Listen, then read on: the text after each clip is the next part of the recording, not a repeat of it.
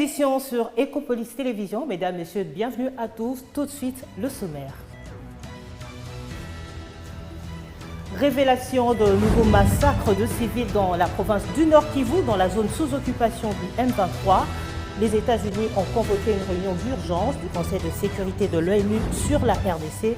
La Maison-Blanche promet d'agir en conséquence face aux sapeurs de paix. Stabilité du franc congolais, la Banque centrale du Congo annonce avoir vendu 50 millions de dollars américains aux banques commerciales au taux de 2776 francs congolais pour 1 dollar américain.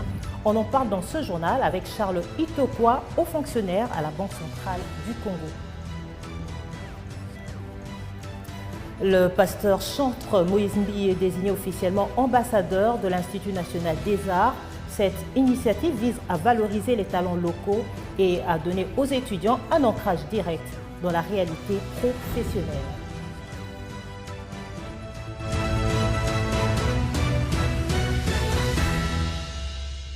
L'accord de paix entre Kinshasa et le groupe rebelle M23 reste lettre morte malgré les promesses faites à Washington entre Kinshasa et le Rwanda, parrain du M23, d'aboutir à un accord de paix avant le 18 août 2025.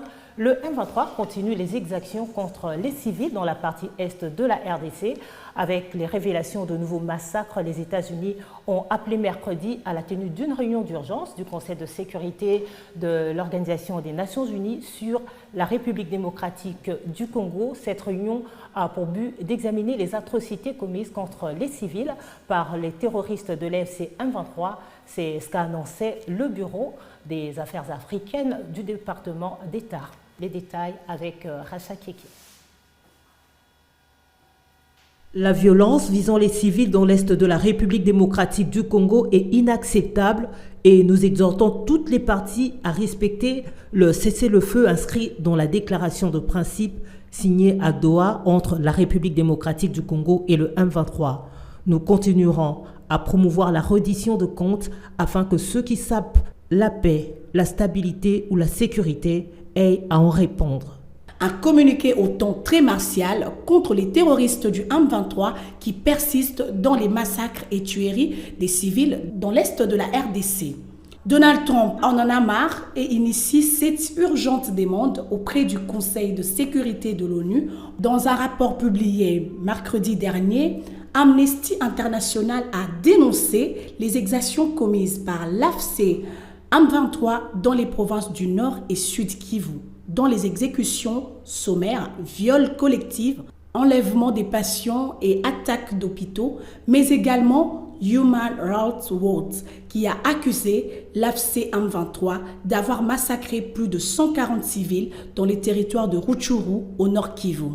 La coupe est pleine et face à l'entêtement de Kigali dans l'épuration systématique des populations congolaises, les départements d'État américains exigent que les Nations Unies prennent des sanctions exemplaires contre Paul Kagame, Corneille Nangaa et leurs complices. Désormais, le Conseil de sécurité des Nations Unies est face à l'histoire et les yeux du monde entier sont rivés sur la communauté internationale pour trancher sur cette hypocrisie qui n'a que trop duré. Manifestement, Donald Trump veut passer à la vitesse supérieure en cas de récidive des terroristes du M23 et de leurs parrains dans le massacre et tueries dans l'est du pays. Dans l'actualité également, le vice-premier ministre de l'Intérieur et Sécurité, Jacquemain Chabani, a reçu mercredi 20 août l'ambassadeur de Chine en République démocratique du Congo, Zhao Bin. La rencontre a eu lieu dans le cadre des préparatifs du Forum de coopération internationale sur la sécurité publique. Cette activité, prévue du 16 au 18 septembre prochain à Lianyuyang, en Chine, est placée sous le thème « Construction conjointe de la sécurité publique mondiale, action unie pour faire face aux menaces diverses ». Cette rencontre internationale vise à renforcer la coopération sécuritaire entre la République démocratique du Congo et la Chine. Écho de la Banque centrale du Congo, je l'annonçais en titre, à peine nommé par le président de la République, Félix-Antoine Tshisekedi, le patron de l'Institut des missions de la RDC, André Ouamesso, va en guerre contre le blanchiment de capitaux. Dans un communiqué rendu public lundi 18 août dernier, la Banque centrale du Congo encourage la population congolaise ainsi que les opérateurs économiques à orienter les opérations de change par voie bancaire. Suivez. Les signaux d'une bonne gouvernance résolument tournés vers l'appréciation du franc congolais se multiplient déjà avec le gouverneur André Ouamesso Nkwaloloki. Pour la première fois, la Banque centrale du Congo, sous l'impulsion de son nouveau patron, a décidé de tenir informée la population sur les vraies valeurs du taux de change qui devra servir de référence. C'est dans ce contexte qu'en début de semaine, le 18 août 2025, l'Institut des missions de la RDC a cédé aux banques commerciales la somme importante estimée à 50 millions de dollars américains au taux de change de 2776 francs congolais contre 1 dollar américain. Avec une telle approche novatrice, fini les abus connus autrefois au détriment de la population congolaise. Désormais, sous le mandat du gouverneur André Ouamesso, la population connaîtra le vrai taux à payer pour avoir le dollar ou le franc congolais sur le marché de change. Et toujours à la Banque centrale du Congo, le gouverneur André Ouamesso a reçu mardi 19 août en audience la corporation bancaire de la RDC, ACB en sigle. Le financement bancaire plus accru et à coût raisonnable ont été évoqués avec ses responsables de banques commerciales évoluant en République démocratique du Congo, assisté de son vice-gouverneur William Pambou. Le gouverneur de la Banque centrale du Congo a rassuré ses interlocuteurs de sa disponibilité à œuvrer comme partenaire de l'ACB, tout en comptant aussi sur leur bonne foi et transparence afin que la population vive l'augmentation de son pouvoir d'achat. Je vous propose de suivre ici l'intervention du gouverneur de la Banque centrale du Congo. Financer correctement notre économie pour l'emmener finalement à son développement. Je sais qu'aucune économie ne peut éclore, ne peut prospérer sans un secteur bancaire efficace. J'ai la chance que mon parcours m'a emmené à un moment donné d'être de l'autre côté de la table. Donc je connais vos défis, je connais vos attentes, je connais les problèmes qui peuvent être liés à une régulation trop rigide, à nos réflexions. Et je crois que je n'avais pas répondu à la dernière, à la première préoccupation de Joël. Par rapport à la consultation, c'est vrai qu'on peut venir vous reparler, mais ça ne reste qu'une consultation. On n'est pas en train de co-réguler les banques, sinon vous serez jugé parti. On vous consulte, mais la Banque centrale est souveraine par rapport à la réglementation qu'elle met en place et qu'elle dicte. Mais c'est vrai qu'on reviendra vers vous pour, après consultation, vous dire ce que nous aurons décidé. Je vais finir par là et je vous remercie vraiment de votre présence ici et considérez-moi comme votre. Audience accordée mardi dernier aux responsables des banques commerciales évoluant en République démocratique du Congo. On en parle avec une personne ressource. Il s'agit de Charles Itokwa. Il est économiste et haut fonctionnaire à la Banque centrale du Congo. Il est l'invité de ce journal. Bienvenue dans ce journal. Merci Madame Mariette. Alors, que pouvons-nous retenir de cette rencontre entre le gouverneur de la Banque centrale et les responsables de certaines banques évoluant en République démocratique du Congo? Effectivement, comme vous l'avez dit au début, que monsieur le gouverneur André Ouamesso Nkwaloloki a présidé une réunion avec les directeurs généraux des banques commerciales ce mardi 19 août. 3 objectifs ont été assignés à cette rencontre.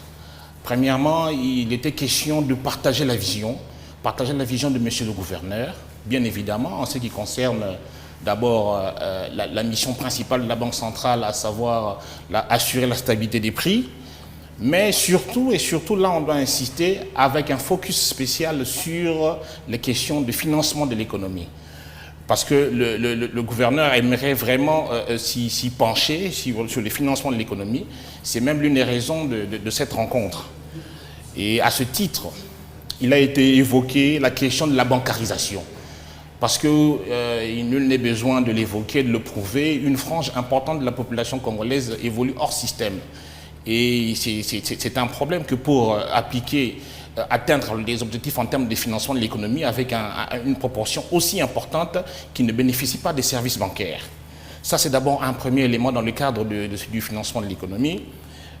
Et aussi la question du taux d'intérêt. Vous êtes sans ignorer que le taux d'intérêt, plus il a une tendance baissière, plus le taux d'intérêt a une tendance baissière, mieux c'est pour la population d'accéder au crédit. Parce que dans ce cas-là, le coût du crédit est faible.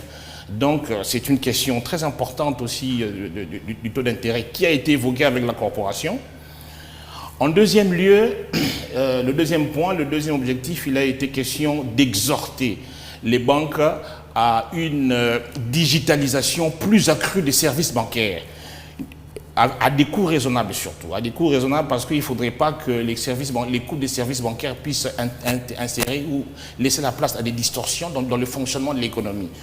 Voilà. Et cela va conduire à la réduction des risques, à la célérité des opérations de paiement, à la transparence et à la sécurité des opérations pour le bien de toute la population. En troisième lieu, c'était, on doit retenir tout simplement que la corporation bancaire a soumis à monsieur le gouverneur un mémorandum qui n'est rien d'autre qu'un recensement des doléances, des difficultés rencontrées et des points autour desquels il solliciterait le lobbying de la Banque centrale sous le leadership de monsieur le gouverneur André Ouamesso. Voilà, l'ACB est engagée, par là comprenez que l'ACB est engagée à explorer communément avec la Banque centrale des pistes de solutions à des contraintes au secteur financier congolais. Merci. Alors, on vous pose encore une seconde question. Avec ce communiqué inédit de la Banque centrale du Congo, rendu public lundi dernier, où la banque informe à la population le vrai taux de change, quel est l'intérêt d'une telle approche ? Effectivement, Madame Arlette, pour la première fois, la Banque centrale a communiqué, bien sûr sous l'impulsion de monsieur le gouverneur, je dois encore le dire, a communiqué le volume de devises qui a été cédé sur les marchés. Ça veut dire c'est à hauteur de 50 millions au début de la semaine. Et a même communiqué sur le prix. Ça veut dire que c'est le taux d'échange de 2776. En fait, quel intérêt, madame, j'aimerais ici souligner sur le fait que cette communication répond à l'impératif de transparence des opérations de marché. Il faudrait que les marchés puissent évoluer dans beaucoup plus de transparence pour permettre le bon fonctionnement des jeux, de l'offre et de la demande. Et il y a aussi l'impératif d'informer la population tout entière sur le taux d'échange avec lequel la Banque centrale est intervenue sur les marchés, car un déficit communicationnel en RDC cède la place à une spéculation vraiment destructrice de notre économie. Et vous êtes sans le savoir, lorsque les marchés se mettent à spéculer, les taux d'échange peuvent s'emballer et le contre-coup, ça veut dire les conséquences sont largement subies par nos populations. Voilà, donc vous avez les signaux d'une gouvernance de monsieur André Ouamesso, le gouverneur, tournée vers la stabilité des prix, la stabilité du taux de change et la fin des spéculations abusives. Voilà, c'est ce que je peux vous dire. Merci, M. Charles Itokwa, d'être intervenu dans ce journal. J'espère que ce n'est pas la dernière fois. Bon, c'est moi qui vous remercie parce que la Banque centrale a besoin davantage de communiquer avec le public et merci pour le forum que vous nous offrez pour atteindre le public congolais. Merci, madame. Le journal se poursuit, lancement ce mercredi dernier de la 5e édition des épreuves certificatives nationales de la formation professionnelle. Au Lualaba, c'est le vice-gouverneur Clément Moufoundji qui a représenté la gouverneure Fifi Masuka empêchée, qui a donné le coup d'envoi des dites épreuves à l'école Ewabora en présence de la ministre provinciale de l'éducation et du Proved de formation professionnelle. Ces examens rassemblent 1500 candidats répartis dans 122 filières pour 6 jours d'épreuves. Regardez.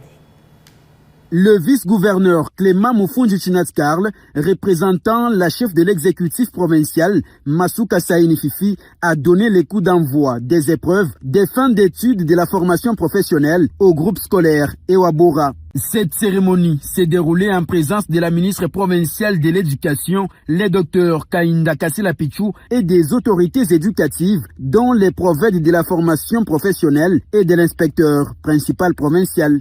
Ces épreuves se dérouleront du 20 au 26 août pour les évaluations pratiques, puis du 28 au 31 août pour les évaluations théoriques et écrites. Clément Mufunji Chinat-Karl a adressé un message d'encouragement à tous les candidats leur demandant de travailler avec assiduité afin d'obtenir des bons résultats. À vous, candidats, j'adresse un message fort de courage, de persévérance, d'espérance. Vous êtes à la croisée d'un chemin crucial, ouvrant la porte vers un avenir riche et potentiel, tant sur le plan personnel et professionnel. Votre engagement est la clé de votre succès. Croyez en vos capacités. Vous détenez la responsabilité et le pouvoir de votre propre destin. Après ces mots d'encouragement, le numéro 2 de la province du Lualaba a procédé à la distribution des cahiers d'examen aux récipiendaires, leur souhaitant bonne chance pour ces épreuves.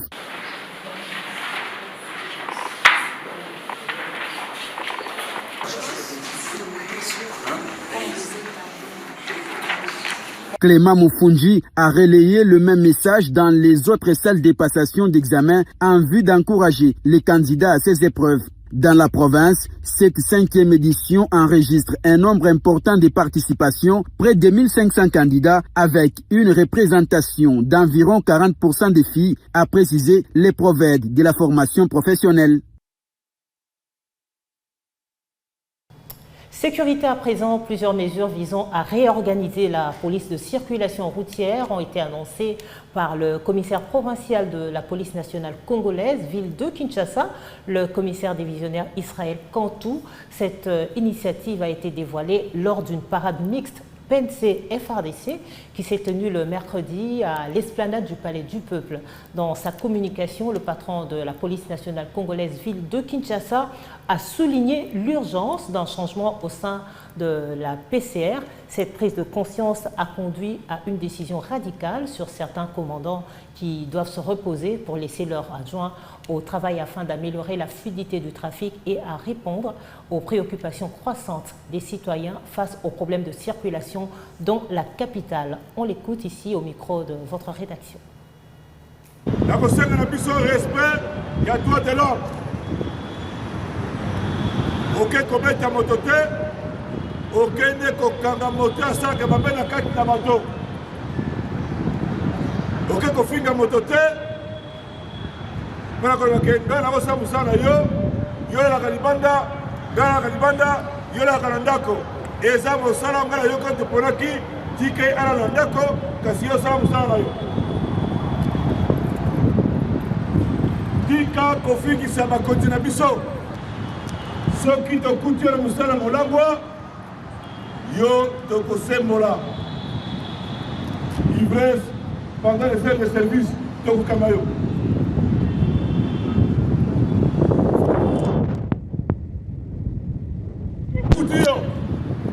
Ma petit baye bien la cité, ouais, la grande de la bango, mais le lot quand on entend de la salle semblant, yo kaga bango. Pour qui me s'en moté, ceux qui sont aux complices, tu vous venez comme Molaï, bah date de balai kanga batuana, solo de kanga bango ya solo, et coulou le style en bokaol. Mais tout ça, nous sommes le clientélisme, le fanatisme, nous sommes comme autorité. Les lots, la lobby kuna, donc quand on va vrai kuruna, de Gali.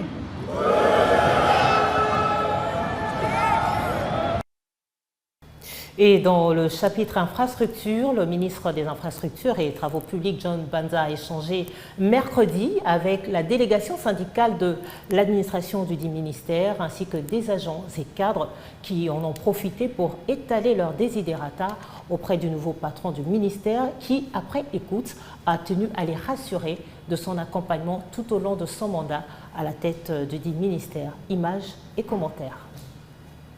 Au nom des agents et cadres, le président de la délégation syndicale, Prosper Beya Kankou, a rappelé plusieurs priorités pour redynamiser le secrétariat général, notamment l'amélioration des conditions salariales, la promotion d'un dialogue social permanent et l'instauration d'un climat de confiance avec les partenaires sociaux afin de prévenir toute tension. Nous sommes en mission.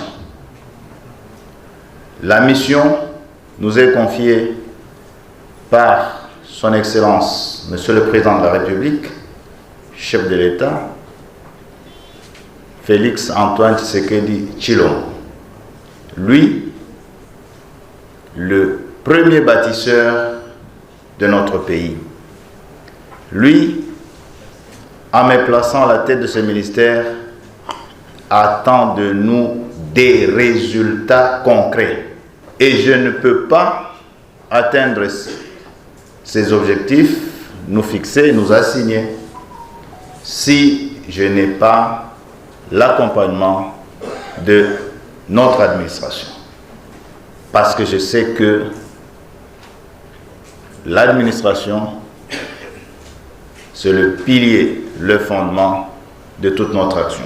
Un temps fort de cette rencontre a été la remise au ministre d'une œuvre symbolique représentant un aigle, symbole de sagesse, d'intelligence et de force. Soucié du bien-être social de ses collaborateurs, John Banza Lunda a promis, lors de cette première prise de contact, de travailler en étroite collaboration avec les agents et cadres du ministère. Il a réaffirmé sa volonté de mener des actions concrètes afin d'obtenir des résultats efficaces au service de la reconstruction du pays. Infrastructure encore, direction la commune de Matete où le quartier Baboma subit une transformation complète dans le cadre du programme Kin Ezobonga initié par le gouverneur de la ville de Kinshasa, Daniel Bumba. Au total, 800 mètres de chaussée ont été bétonnés entre les quartiers Anunga, Mongo et Kunda. Les travaux sont réalisés par la société de construction Toa. D'abord, on a aucune Samboka parce que Matete a aussi été Zamba. On dit que Matete est tombé na pêche, va tomber aux Matete. Lemba. Na autant à Yolo, mais ils sont aussi avantage dans 5 chantiers par rapport à Mokontamboka Kati de Don, à Kanisi sur ma case. Si on peut t'emboler partout dans Matete mobile, tout le monde est sala, les alliés pour salam. Tout précisément, la félicité compagnie Oyo Toya. Investissement dans Moussala Basali. Parce que Moussala rapide et sur le terrain. Par rapport à des prises, nous sommes vraiment tous d'accord. Si vous avez un bâtiment béton, si vous avez un bâtiment béton, si vous avez un bâtiment béton, dans moins de 2 mois, vous remarquez ma tête et allez pour l'attama et la maïasi. Qui nous a dit que vous avez un bâtiment béton. Dans le logo de suite. Mais la commune nous sommes aussi en hôtel. Nous avons conscience et habitude à ma tête. C'est ça. Pour la bilan, tout le monde est en hôtel. Tout le monde va dire béton. Si vous avez béton, parce que ça, le logo va dire conscience n'a pas ça dans ma classe. Parce que ce que je dis, quand je dis, nous pas place pour les alliés boire tiens, on a carte à poubelle. Tout ça, la misala, malami, balé, le Tout à fait autre chose, l'artiste gospel Moïse Mbiyé, pasteur de l'église cité Bethel, s'est rendu à l'Institut national des arts mardi dernier, une visite aux couleurs de retour aux ressources pour encourager les étudiants à être assidus dans la formation. À son arrivée, il a été accueilli par le directeur général du Conservatoire national, de l'orchestre de l'INA, ainsi que les étudiants qui ont tenu à lui réserver un accueil délirant. Le clou de la rencontre était la remise par le chantre d'un piano acoustique neuf d'une valeur estimée à 23 000 $ américains à son alma mater. Revivez ici les mots du directeur général ainsi que de l'hôte du jour dans cet extrait choisi par votre rédaction.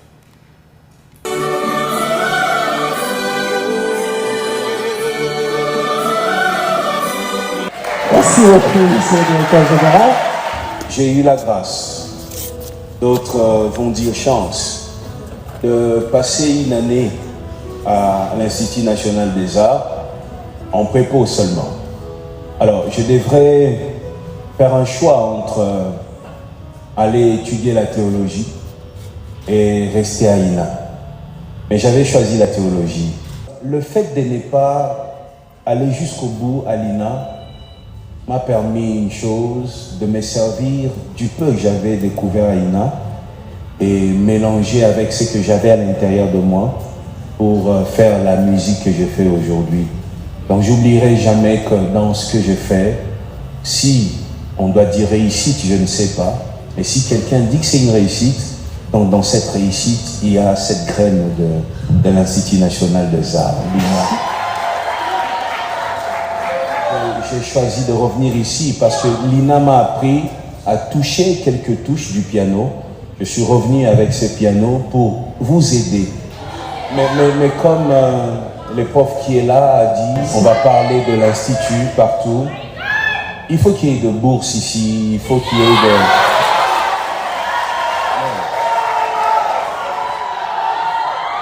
Monsieur le DG, voici... Tout bien. Voilà, tout marche. Ça ne m'appartient plus, c'est à vous maintenant. Et c'est mon cadeau pour témoigner mon amour et ma reconnaissance à l'Institut. Merci beaucoup.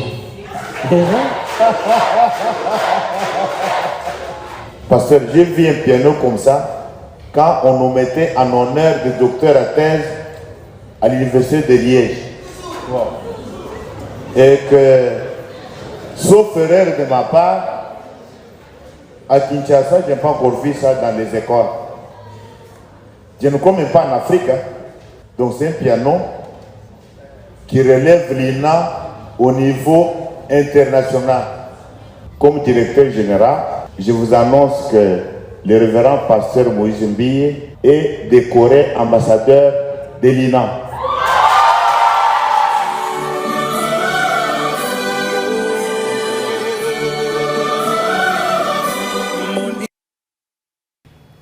Voilà tout pour ce journal. Merci de l'avoir suivi. L'actualité reste en continu sur votre chaîne Ecopolis Télévision et sur YouTube. Vous pouvez le suivre à tout moment si vous l'avez raté. À très bientôt.